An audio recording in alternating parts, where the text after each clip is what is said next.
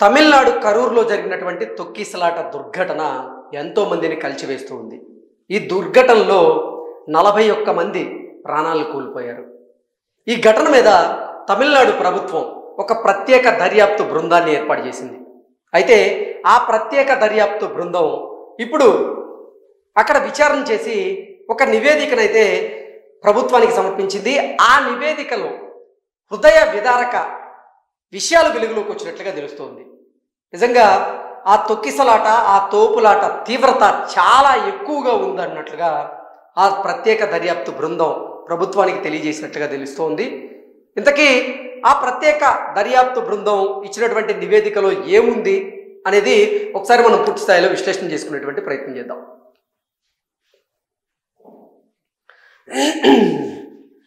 Right.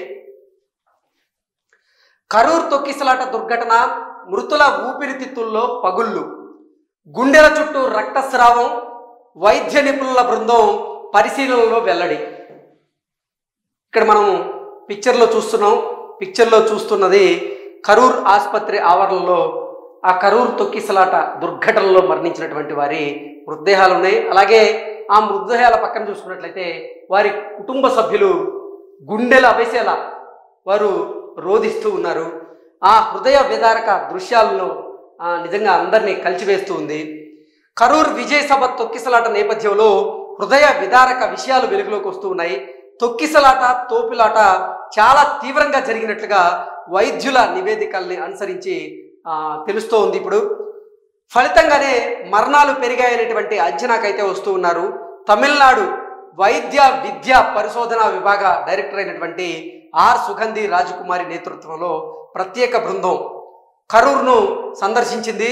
మృతులు, చికిత్స పొందుతున్నటువంటి రోగులకు అందినటువంటి వైద్యం, వారి పరిస్థితులను దగ్గరుండి ఈ బృందం చూసింది. కేషీట్లు, వైద్యుల నివేదికల క్షుణ్ణంగా పరిశీలించింది. ఇందులో పలు కీలకమైనటువంటి విషయాలైతే వారి దృష్టికి వచ్చినట్లుగా తెలుస్తోంది. తీవ్ర ఒత్తిడి కారణంగానే వారు చనిపోయినట్లుగా తెలుస్తోంది. చాలామంది కంప్రెసివ్ అస్ఫిక్సియాతో ఇబ్బంది పడి చనిపోయారని వైద్యులు వెల్లడించారు. తొక్కిసలాట, తోపులాటలో ఛాతీ భాగం బలంగా ఒత్తిడికి గురవడంతోనే ఊపిరితిత్తులలో సంకోచ వ్యాకోచాలకు వారికి కష్టమైందని, ఊపిరితిత్తులపై ఒత్తిడి కారణంగానే గాలి లోపలికి ప్రవేశించలేకపోయిందని, మెదడుకి ఆక్సిజన్ సరఫరా ఆగిపోయిందని, ఆ కారణంగానే ఆ మృతులు అంటే వారు చనిపోవడానికి కారణం అయిందంటూ కూడా ఆ బృందం అయితే తేల్చింది. సహజంగా ఎంతటి క్లిష్ట పరిస్థితుల్లో అయినా 2 నుంచి 3 నిమిషాలకు మించి ఈ పరిస్థితుల్లో బ్రతకడం కష్టం. పిల్లలైతే 30 సెకండ్లలోనే ప్రభావానికి గురవుతారంటూ కూడా ఈ నివేదికలు తెలియజేస్తూ ఉన్నాయి. కొందరి ఊపిరితిత్తుల్ని స్కానింగ్లో చూసినప్పుడు పగుళ్ళు, అంటే ఊపిరితిత్తుల్లో పగుళ్ళు, ఫ్రాక్చర్స్ ఉన్నట్లుగా గుర్తించారని, ఆ ఫ్రాక్చర్స్ కూడా కనపడ్డాయని, తద్వారా తొక్కిసలాట ఎంత తీవ్రంగా ఉందో అర్థం చేసుకోవచ్చు అంటూ కూడా ఆ బృందం అయితే వివరించడం జరిగింది. ఆ సమయంలో ఊపిరి పీల్చుకోవడానికి మృతులు చాలా రకాలుగా ప్రయత్నించినట్లుగా అర్థమవుతోందని, శ్వాస తీసుకునేందుకు ఊపిరితిత్తులు సహకరించినట్లుగా అనిపిస్తోందంటూ కూడా ఆ బృందం తెలియజేస్తుంది. ఈ రకమైనటువంటి ప్రయత్నంతో తీవ్ర ఒత్తిడి కారణంగా గుండె చుట్టూ రక్తస్రావానికి కారణమైందని, ఊపిరితిత్తులు పనిచేయకపోవడంతో ఊపిరితిత్తులు ఆగిపోవడంతో కూడా, అంటే పనిచేయడం ఆగిపోవడంతో మరణం సంభవించి ఉండొచ్చు అంటూ కూడా వారు భావిస్తూ ఉన్నారు. భరించలేని నొప్పితో మృతులు విలవిల్లాడినట్లుగా తెలుస్తోంది. మృతులతో పాటుగా ఆసుపత్రిలో చికిత్స పొందుతున్న వారి ఎక్స్రే, స్కానింగ్ చూసినప్పుడు నేపథ్యంలో, వాటిని వైద్య బృందం పరిశీలించిన నేపథ్యంలో అత్యధికుల్లో ప్రక్కటెముకలు, వెన్నెముక విరిగినట్లుగా వారి గమనించినట్లుగా తెలుస్తోంది. అంతగా తొక్కిసలాట జరిగి ఉంటుందని, తీవ్రమైనటువంటి నొప్పిని వారు భరించి ఉంటారంటూ కూడా ఈ బృందం తెలియజేస్తుంది. ఇప్పటిదాకా 41 మంది మృతులను అయితే ప్రకటించడం జరిగింది. ఘటన జరిగిన 27వ తేదీ రాత్రి కరూర్ ప్రభుత్వ మెడికల్ కళాశాల ఆసుపత్రి వద్ద తెచ్చిన వారిలో 39 మంది మార్గ మధ్యలోనే మృతి చెందినట్లుగా వైద్యులు అయితే వెల్లడించారు. ఇందులో 4గురిని ఇతరత్ర ఆసుపత్రుల నుంచి రిఫరల్ కింద తీసుకొచ్చారు. పరీక్షల అనంతరం ఈ మృతదేహాలని పోస్ట్ మార్టం కోసం మార్చురీకి తరలించారు. మృతుల్లో అతి చిన్న వయస్కుడైనటువంటి 2 ఏళ్ల బాలుడిని ఘటన జరిగిన రోజు రాత్రి 8 గంటలకు ఆసుపత్రికి తెచ్చారని, వైద్యుల్ని గుర్తించిన అంటే వైద్యుల్ని గుర్తించినటువంటి తొలి మృతుడు కూడా ఇతడే అంటూ కూడా చెప్తూ ఉన్నారు. ఇప్పటికీ 59 మంది చికిత్స పొందుతున్నారు. ప్రస్తుతానికి 2 ఐసీయూలో ఉన్నట్లుగా తెలుస్తోంది. పొద్దుపోయాక పోస్ట్ మార్టంలో తప్పే ఉంది. రాత్రికి రాత్రే మృతదేహాలకు శవ పరీక్షలు నిర్వహించడం అవసరమా అని మృతుల్ని గుర్తించకుండా ఈ పని ఎలా చేస్తున్నారని టీవీకే వర్గాలు ఆరోపణలు చేస్తూ ఉన్నాయి. ఈ నేపథ్యంలో రాష్ట్ర ప్రభుత్వం కూడా స్పందించింది.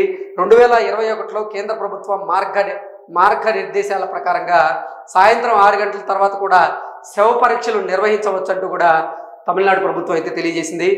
శవాగారంలో పోస్ట్ మార్టం నిర్వహించగలిగే వస్తువులు ఉన్నప్పుడు, లా అండ్ ఆర్డర్ సమస్యలు తలెత్తున్నప్పుడు ఇలా చేయడంలో తప్పు లేదంటూ కూడా నిజంగా రాష్ట్ర ప్రభుత్వం అంటే తమిళనాడు రాష్ట్ర ప్రభుత్వం అయితే స్పష్టతనిచ్చింది. శవ పరీక్షలు నిర్వహించిన 41 మందిలో 18 మంది మహిళలు ఉన్నారు, 13 మంది పురుషులు ఉన్నారు, 10 మంది చిన్నపిల్లలు కూడా ఉన్నారు. నిజంగా తమిళగ వెట్రి కలగం అధినేత విజయ్ గారు కరూరులో ఆ పార్టీ తరఫున సమావేశం ఏర్పాటు చేయడం, ఆ సమావేశంలో ఈ దుర్ఘటన జరగడం, అంటే ఈ దుర్ఘటనకు బాధ్యులు ఎవరు అనేది పక్కన పెడితే, ఇటు టీవీకే అంటే తమిళగ వెట్రి కలగం అధినేత విజయ్ ఏమో ఈ దుర్ఘటనకి కారణం తమిళనాడు ప్రభుత్వం అంటూ స్టాలిన్ గారి మీద ఆయన ఆరోపణలు చేస్తూ ఉంటే, స్టాలిన్ ప్రభుత్వం ఏమో ఆచితూచి అడుగులు వేస్తూ దీని మీద స్పందిస్తూ ఉంది. అయితే నిన్న ఈ ఘటన మీద విజయ్ స్పందించి ఈ ఘటనలో నా తప్పేమీ లేదు, ప్రభుత్వ వైఫల్యం వల్లే ఈ ఘటన జరిగింది, మీకు నా మీద ఏదైనా కక్ష ఉంటే నా మీద మాత్రమే తీర్చుకోండి, కానీ నా ప్రజల జోలికి వెళ్ళకండి అంటూ ప్రభుత్వాన్ని ఉద్దేశించి, స్టాలిన్ గారిని ఉద్దేశించి నిన్న విజయ్ గారు తీవ్ర స్థాయిలో విమర్శలు చేశారు. నిజంగా అవి తీవ్ర దుమారాన్ని అయితే రేపాయి. ఎందుకంటే ఈ ఘటన జరగడం దురదృష్టకరం. ఈ ఘటనకి కారణం ఏంటనేది చాలామంది చాలా కోణాల్లో విశ్లేషణలు అయితే చేశారు. అంటే ఈ సమావేశానికి విజయ్ లేటుగా రావడం వల్లే ఈ దుర్ఘటన జరిగిందంటూ కొందరు విశ్లేషణ చేస్తూ ఉంటే, మరికొంతమంది మాత్రం ప్రభుత్వ నిర్లక్ష్యం వల్లే ఈ ఘటన జరిగిందంటూ వారు చెప్తూ ఉన్నారు. ఈ ఘటనకి ప్రభుత్వ వైఫల్య కారణం అంటూ కూడా చెప్తూ ఉన్నారు. కానీ అక్కడ ప్రత్యక్ష సాక్షులు మాత్రం అసలు జరిగినటువంటి అక్కడ ఏం జరిగింది అనేది బయట పెడుతూ ఉన్నారు.